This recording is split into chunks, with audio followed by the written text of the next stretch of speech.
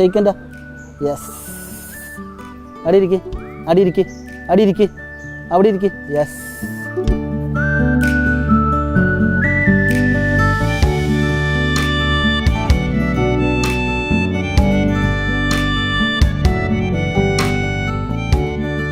ദേ ഈ കുഞ്ഞി ടോമിയെ ഓർമ്മയില്ലേ? അറിയാത്തവരായി ആരും കാണില്ല. 5 മാസങ്ങൾക്ക് മുൻപാണ് റിപ്പോർട്ടറിന്റെ കാസർഗോഡ് ബ്യൂറോ ടോമിയുടെ കഥ പുറം ലോകത്തെ അറിയിച്ചത്. തെരുവിൽ ഉപേക്ഷിക്കപ്പെട്ട ടോമി. വണ്ടി തട്ടി മരിച്ചു എന്ന് കരുതിയ ഇവനെ എടുത്തു വളർത്തിയത് മാവുങ്കാൽ KSEB ഇലക്ട്രിക്കൽ സെക്ഷനിലെ ജീവനക്കാരനായ ശ്യാമാണ്.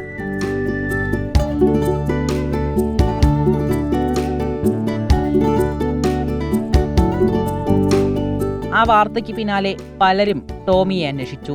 ശ്യാമിന്റെ ഫോണിലേക്കും വിളിയെത്തി. ടോമിക്ക് സുഖമല്ലേ എന്ന ചോദ്യവുമായി. അതെ, ടോമി ആരോഗ്യവാനായി നല്ല ചുണക്കുട്ടനായി കാസർഗോഡ് തന്നെയുണ്ട്. എവിടെയെന്നല്ലേ?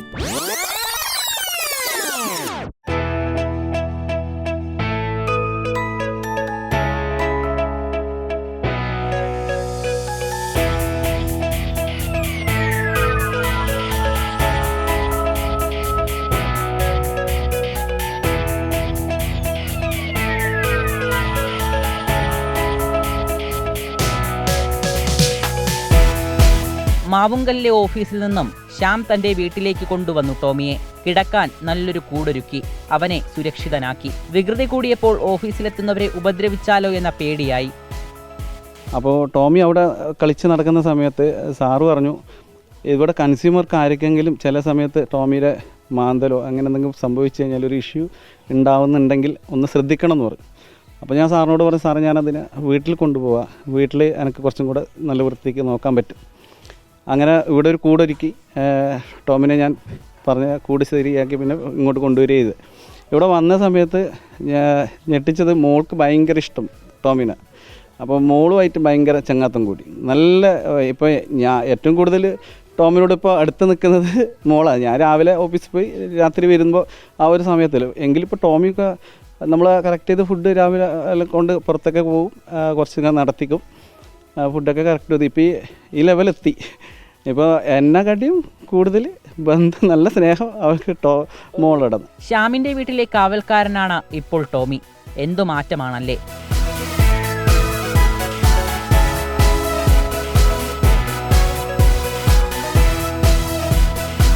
ശ്യാമിന്റെ ഇളയ മകളായ നക്ഷത്രയുമായാണ് ടോമി ഏറ്റവും അടുപ്പം.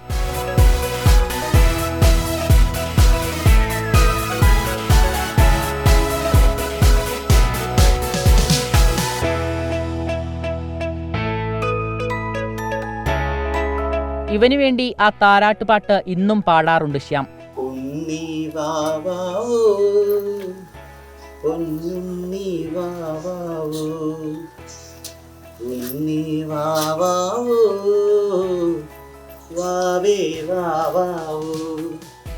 വീട്ടിലെ ഒരംഗത്തെ പോലെ ഓടിക്കളിക്കുകയാണ് ടോമിക്കുട്ടൻ.